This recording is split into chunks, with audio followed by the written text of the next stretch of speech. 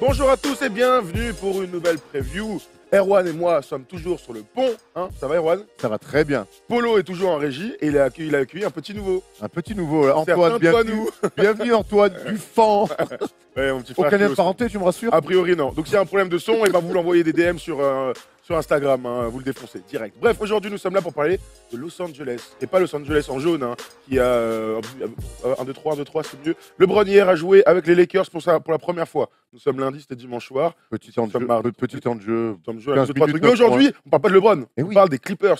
Oui, puisque les Clippers, chers amis, est une équipe, j'ai envie de dire, revancharde, avec pas mal d'atouts, et surtout d'énormes changements en un an. Hein, en un an, puisque, on se souvient, l'année dernière, Chris Paul avait décidé de signer à Houston, le transfert de Blake Griffin, le départ de DeAndre Jordan. C'est toute une page qui se tourne, mon cher Erwan. Exactement, tu dis que c'est une équipe changeante, c'est plus que ça, c'est un nouveau cycle, clairement. Revanchard. Revanchard, ouais. Moi, je pense que c'est plus que revanchard, c'est clairement un nouveau cycle. Et c'est vrai que dans cette free agency qui a été assez mouvementée cet été, on a presque oublié que finalement, cet effectif des Clippers, on va le voir, il est pas si mauvais que ça. Ah non, il n'est pas si mauvais, il y a plein d'atouts. On reste juste vite fait sur la fin de Lob City. Doc Rivers est resté en place, mais c'est vrai que Austin Rivers a été évacué, donc forcément, DeAndre Jordan a signé enfin à Dallas. Blake Griffin, c'était vraiment le trait de surprise quand il était parti du côté de Détroit en février. Et Chris Paul, maintenant, ça fait un an, on a l'impression que ça fait une éternité. C'était une super équipe qui n'a jamais réussi à accéder à son Graal, c'est-à-dire une finale NBA. Tu te souviens, Lob City, leur climax, c'était à l'époque, on se lançait un petit peu dans des émissions basket sur une autre plateforme. Et moi, j'ai toujours été très critique envers eux par rapport justement à ce Showtime qui était plutôt agréable à regarder. Agréable. Mais finalement, un basket qui a jamais trouvé une efficacité pour franchir le palier. Et ce palier-là, ça a été les demi-finales de conférence. Ils n'ont jamais réussi à aller au moins en finale de conférence. On se souvient notamment de ce 3-1 face à Houston où derrière, ils choquent complètement pour finalement s'incliner 4-3. Qu'est-ce qu'on retiendra de Lob City? C'est une bonne question. Je crois qu'il y aura du spectacle, il y aura des highlights, mais clairement, ça sera peut-être l'une des équipes les moins efficaces, alors que sur le papier, il y avait vraiment largement de quoi faire. Ils ont eu beaucoup de blessures aussi. On leur aura jamais. Les Blake Griffin, les Chris Paul ont été absents dans les grands moments. Aussi, sur le point de vue du basket, cette perte de balle aux Warriors ou au KC OKC, ouais. de Chris Paul dans les grands moments, on se souviendra de ça. Mais ça restera quand même la meilleure équipe de l'histoire des Les Clippers. Clippers. Et donc, ce sera une bonne La période. meilleure période. Il y a beaucoup de fans des Clippers qui sont aussi allés à Los Angeles à ce moment-là. Donc voilà, ça reste quand même une époque dorée et on va pouvoir aller tranquillement sur la suite et ce qui les attend la saison prochaine. Les mouvements, s'il te plaît, Polo. Les départs, les arrivées, tranquillement, fous-moi ça, pleine gueule, parfait. Les départs, donc DeAndre Jordan, Austin Rivers et Sam Dekker, hein, qui a fait un passage quelque peu non remarqué. Les arrivées, Marcin Gortat, donc dans le trade. Richard Mba Amouté, ça c'est pas mal. Mascot, c'est pas mal. Shai Gilgeous-Alexander et Jerome Robinson, ce sont des bons joueurs, on va en parler. Les prolongations de Avery Bradley, il y avait quelques questions après sa blessure l'année dernière. Bon Il choix. reste, et Montrezl Harrell, lui aussi, bon choix, il va amener de l'énergie, il a été pas mal la saison dernière. Quand tu vois ses arrivées, ses départs, t'es plutôt conquis quelque part, non, Erwan? Bon, je dirais pas. Je dis pas qu'ils vont jouer le titre, en mais tout cas, c'est solide. ils ont, quand on voit, tu l'as dit, depuis un an, ce qu'ils ont perdu, c'est-à-dire leur big three avec Chris Paul, Blake Griffin et DeAndre Jordan, je trouve qu'ils ont limité la casse. Austin Rivers, en plus, a été évacué lui aussi et a amené pas mal de choses en sortie de banc et surtout faisait la maille quand il y avait des blessés. Et Dieu sait qu'aux Clippers, des blessés, il y en a. Je trouve que finalement cet effectif tient la route. Et puis quand tu re-signes des mecs comme Avery Bradley, comme Montrezl Harrell, ça t'amène tout de suite des valeurs sûres sur les postes extérieurs avec Avery Bradley, de la défense, un peu de scoring et Montrezl Harrell de la dureté. Derrière Marcin Gortat, je trouve que les deux, Gortat, Montrezl Harrell, vont être assez complémentaires l'un pour l'autre à chaque fois. Oui, complètement. Et on va aller sur le 5 majeur. C'est un 5 majeur qu'on a vu l'année dernière déjà, malgré des blessures, je l'ai dit. Avery Bradley, Gallinari, Teodosic aussi était un peu dans le sac avec Patrick Beverley. Mais voilà, donc un combo défensif incroyable sur les postes arrière. Et ça, on va en parler 30 secondes parce que ça m'excite tout particulièrement. Patrick Beverley, Avery Bradley, Erwan, en termes de lockdown défenseur, on est quand même sur du très très très sérieux. Et les joutes vont être intéressantes face à cette équipe. Ah ben, c'est très bien d'avoir comme ça un espèce de bas-court très fort défensivement qui va pouvoir mettre tout de suite beaucoup de pression sur les lignes arrière, puisque derrière, on sait que Danilo Gallinari, c'est surtout sur un poste 3, ça va être un petit peu compliqué pour lui défensivement. Donc, c'est bien d'avoir un bas-court comme ça pour compenser un petit peu les manques défensifs de Gallinari sur notamment le poste 3. Tobias Harris, c'est un poste 4 qui touche à tous. D'ailleurs, moi, je pense que j'inverserais peut-être un petit peu, je mettrais plus Tobias Harris sur un poste 3 et Gallo sur un poste 4. Oui, mais là, c'est plus pour s'adapter à Gallinari. En fait, défensivement, l'attaque, c'est pas grand-chose. Voilà. Et puis Marcin Gortat, qui fait la maille. Non, c'est un 5-4 de la gueule. À voir. Si l'année dernière, on ne l'a pas beaucoup vu, malheureusement, suite aux blessures de Beverley et de Teodosic, mais on peut aussi imaginer, pourquoi pas, un backcourt Beverley-Teodosic. Même si pardon, Avery Bradley est un vrai titulaire aujourd'hui de NBA. Hein. Complètement, non, mais c'est dans les options en tout cas à imaginer pour Doc Rivers, qui finalement, c'est ce que je regardais là quand on préparait cette preview, tous les postes sont doublés, voire triplés dans cette équipe des Clippers. Et on va commencer par le poste de meneur de jeu. Patrick Beverley, donc a priori poste titulaire. Maintenant, Teodosic, demain, il rentre dans la rotation et il devient sur une période d'un mois titulaire à 10 passes par match. Ça ne nous choquerait pas du tout. Il a ce profil-là d'être Peter ambulant. On l'a vu clairement capable de jouer en NBA, d'avoir de vraies bonnes séquences en NBA. La blessure l'a arrêté l'année dernière. Il y avait un doute sur cette deuxième année. Il reste pour notre plus grand plaisir, Erwan. Mais clairement, Teodosic, on sait que l'année dernière, on a été très, très, très frustrés de ne pas assez le voir. On sait que c'est un magicien. 45 matchs joués seulement l'année dernière, 36 fois titulaire. Et pas de Beverley, lui, n'a joué que 11 matchs la saison dernière. Et on sait qu'on était excités il y a un an pile poil par cette association-là. Et du coup, on a reporté ça un an plus tard. Donc, tu vois, les deux à eux deux l'année dernière, c'est 56 matchs joués. Donc, c'est rien finalement en cumulé.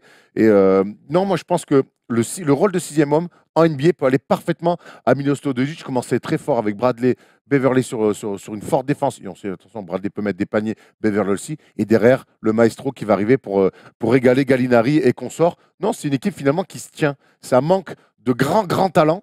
Mais par contre, c'est une équipe qui, sur tous les postes, n'a pas vraiment de faiblesse. Tu vois ce que je veux dire? Parmi les gens dont je voulais absolument parler, c'est le troisième meneur, a priori, dans la rotation aujourd'hui, c'est Shai Gilgeous-Alexander, qui est 11e choix de la draft l'année dernière. Il vient de Kentucky et pendant la Summer League, il était très fort, capable d'abord d'avoir un beau physique. On savait que c'était le troisième meilleur meneur de la dernière draft, derrière Colin Sexton et Trey Burke. Ce gars-là va arriver d'abord dans un fauteuil, c'est-à-dire qu'il a devant lui un maestro de la passe, tu l'as dit, et un très fort défenseur. Il va pouvoir apprendre de ces deux-là. Mais d'après moi, ce sera lui le titulaire indiscutable dans 2 ou 3 ans. Si Beverley et Teodosic restent ou pas, c'est une autre question. Lui, en tout cas, il a du talent plein les mains. Summer League, encore une fois, il avait été très fort avec un très bon shoot dans le drive à mi-distance. Il nous avait vraiment étonné. Bref, on enchaîne avec quelques autres mecs. Tu parlais des postes doublés. Alors là, mon pote, t'en as. On parle de Milos Teodosic en sixième homme, mais il y en a un quand même qui est le roi des sixième hommes, qui a fait toute sa carrière là-dessus, c'est le Williams, et qu'ils ont signé cet été, il me semble. Et c'est pareil, il a aussi un très bon choix. Lui, le voyageur qui a beaucoup bourlingué, qui s'est toujours adapté partout où il est passé, semble s'être enfin installé aux Clippers. Il avait déclaré qu'il avait besoin de stabilité aussi dans sa carrière. Les Clippers l'ont compris, lui ont filé un contrat, et c'est une très très bonne chose pour Doc Rivers et les Clippers d'avoir signé Lou Williams, qui en sortie de banc va encore amener toute son expérience, et surtout les fins de match, voilà. et sur les fins de match, chaque attitude. Non, honnêtement, les Clippers l'année prochaine, ça va être une équipe, comme on dit, pour la gratter, pour pas dire une équipe casse-couille à jouer. On enchaîne sur quelques autres mecs parce que c'est quand même une équipe qui recèle plein de petits talents. Jérôme Robinson, intéressant à suivre, je vous le dis. Tyron Wallace, a été re-signé. Et Sidarius Thornwell, tu te souviens, Polo nous l'avait fait dans un quiz, on avait été incapable de le trouver. En même temps, c'est un gars qu'on avait vu jouer en vrai, qui était dans le 5 majeur d'ailleurs. C'est vrai. Qui n'était pas dégueu. À l'époque où Polo a oublié que les quiz, il fallait qu'on trouve les joueurs. Sur le poste 3, donc, le meilleur défenseur de l'effectif, avec Avery Bradley, avec le meilleur, du coup, top 3 des meilleurs défenseurs de l'effectif, Luc Mba Mouté. Du coup, c'est un gars qui revient au Bercail.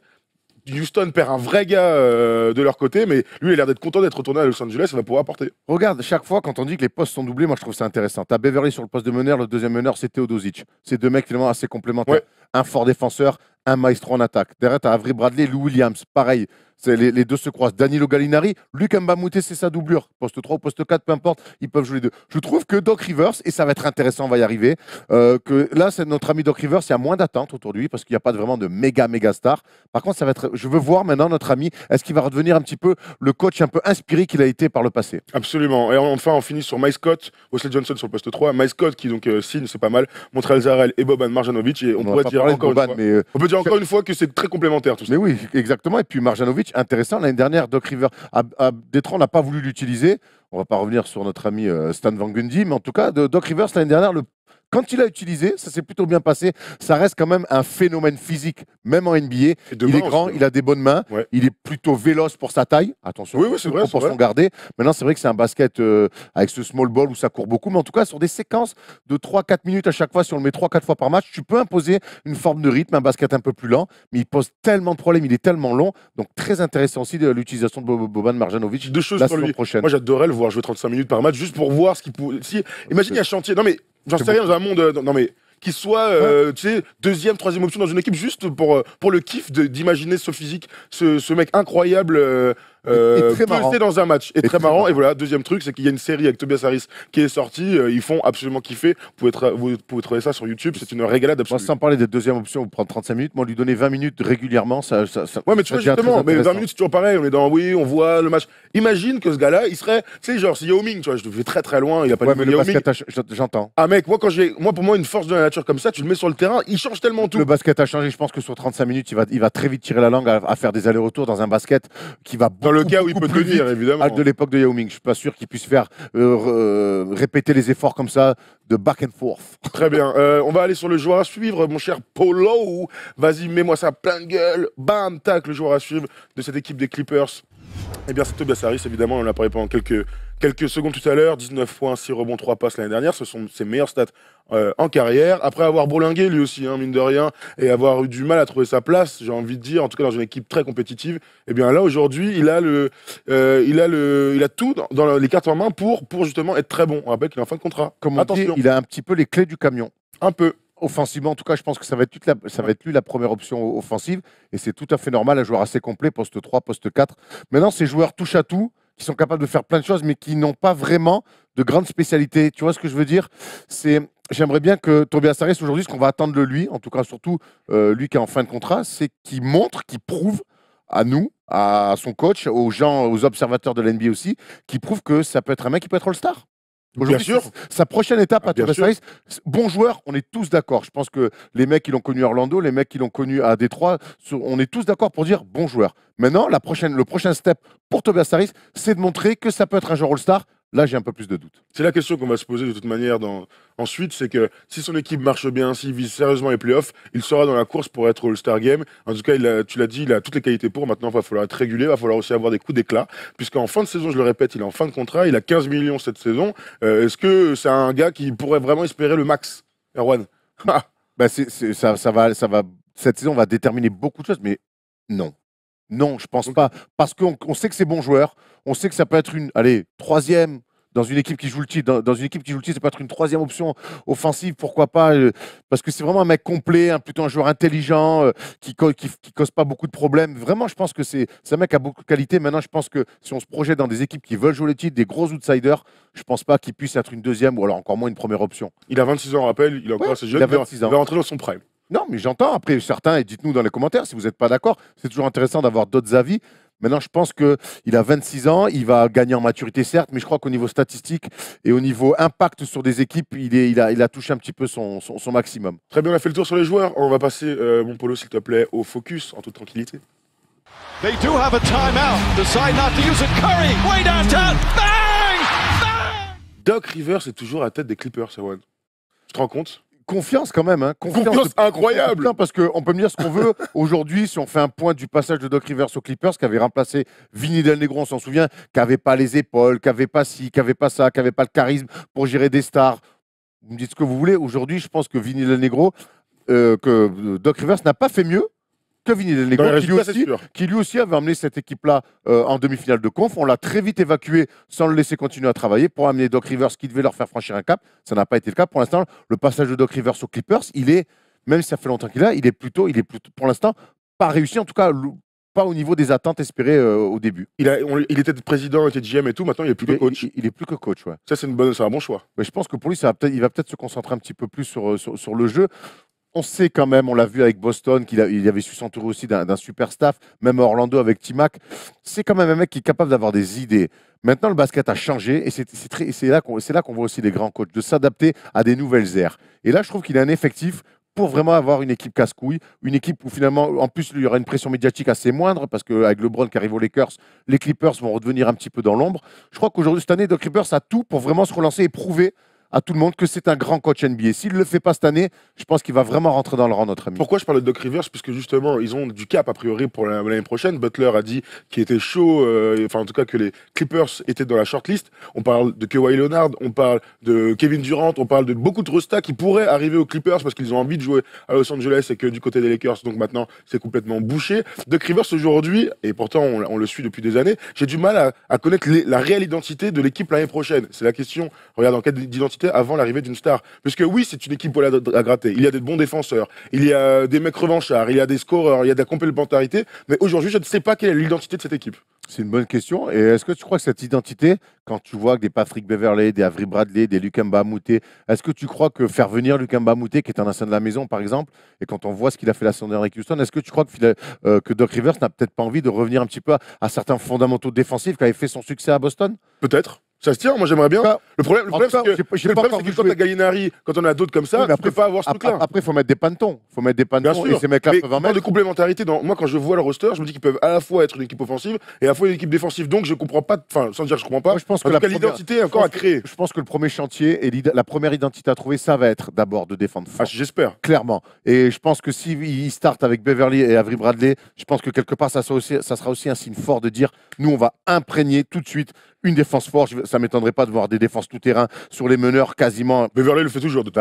Mais même au relais, quand il sortait, il faisait moins. Là, peut-être que Avery Bradley peut prendre le relais. En tout cas, l'année dernière, regarde, tu parlais des trucs, je voulais juste te dire que l'année dernière, ils sont 7e au pace. On n'a pas de tableau, peut-être des résultats de la saison dernière. On peut l'envoyer maintenant. Si tu veux, ouais, 7e au pace l'année dernière. Ils sont 20e défense au rating et ils sont 24e. Ah, c'est pas du tout le même truc, bon, c'est pas grave. Écoute, moi, je vois que c'est une très bonne attaque l'année dernière, du coup, et une défense un peu moins bonne.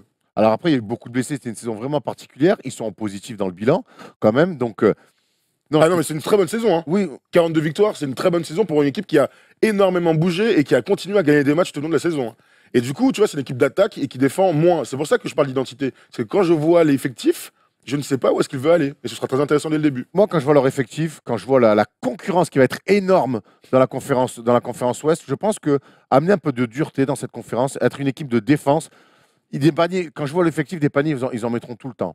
Maintenant, s'ils arrivent à défendre un peu plus fort que la moyenne, c'est leur seule chance pour eux d'espérer rester dans la course au playoff et pourquoi pas faire un coup au mois d'avril comme ça sur les derniers matchs. Très bien. Erwan, playoff à playoff du coup. Qu'est-ce que t'en penses toi? Moi je dis qu'ils vont être ric-rac. Il y a beaucoup de monde. Ils peuvent être dans la lutte. L'année dernière, ils ont fini 10e avec un bon bilan mine de rien. Moi je dirais qu'ils vont pas le faire, mais vraiment à cause de la concurrence. Donc ils vont arriver, 9e, 10e. Toi, tu mets pas Denver. Pour moi, Denver est plus fort. Ah, tu m'as pris mon argument. Je mets pas Denver, je mets encore moins les Clippers. Et pourtant, c'est une bonne équipe, quoi, a priori. Par contre, c'est pas une année où, genre, la dernière chance, comme on a souvent un peu tendance à dire, c'est vraiment une année où je pense que tu peux installer des mecs. Tu peux lancer des jeunes. Tu m'as parlé de ton petit Gilgeous Alexander. Voilà, il y a des mecs installés, Beverley, tout ça. Tu peux créer une identité et devenir attractif pour cette Free Agency 2019 qui s'annonce déjà incroyable. Donc c'est ça aussi que Doc Rivers peut-être soit un peu libéré de Blake Griffin, Chris Paul, où il devait peut-être finalement coacher, mais peut-être pas complètement avec ses vraies convictions. La fin de Lob City, voilà, voir une nouvelle ère, une nouvelle page qui s'écrit et voir si tu peux devenir en une saison, même si tu fais 10e, devenir attractif pour les autres. Ça reste Los Angeles. Et ça reste Los Angeles, ça reste un bon coach, ça reste de très bons joueurs et une franchise qui, en 10 ans, est devenue un incontournable de la Ligue. Tout à fait. Voilà, alors pour nous, pas de playoff pour les Clippers. Vous me dites dans les commentaires si vous êtes d'accord, pas d'accord. Ça va être intéressant à suivre dès les matchs de pré-saison. De toute manière, quand il n'y a pas de Beverley sur le terrain, c'est une régalade défensive. On se souvient de son premier match l'année dernière face à Lonzo Ball. Il était rentré dedans quand rarement. C'est surtout Lonzo Ball qui se souvient. C'est les genoux de Lonzo Ball. Bref, merci les amis. On se retrouve dès demain. Dès demain, il y a beaucoup de bonnes équipes qui vont arriver. De mémoire, je les ai plus du tout. On les a fait tous ensemble hier soir. Il y a Utah qui va arriver. Il y a Utah de Rudy Gobert. Donc on va, vous allez savoir qui a gagné le maillot. Qui a gagné le maillot de Rudy Gobert? On l'a mis cet été. Il est signé de Rudy. Donc vous aurez le nom du gagnant dans une prochaine émission. Rendez-vous demain, non? C'est demain. Demain, tu penses? Polo, c'est demain? Eh bien, c'est demain, alors apparemment. C'est demain. Bravo Antoine. Ciao, merci à tous. Bravo Antoine. Bonne journée.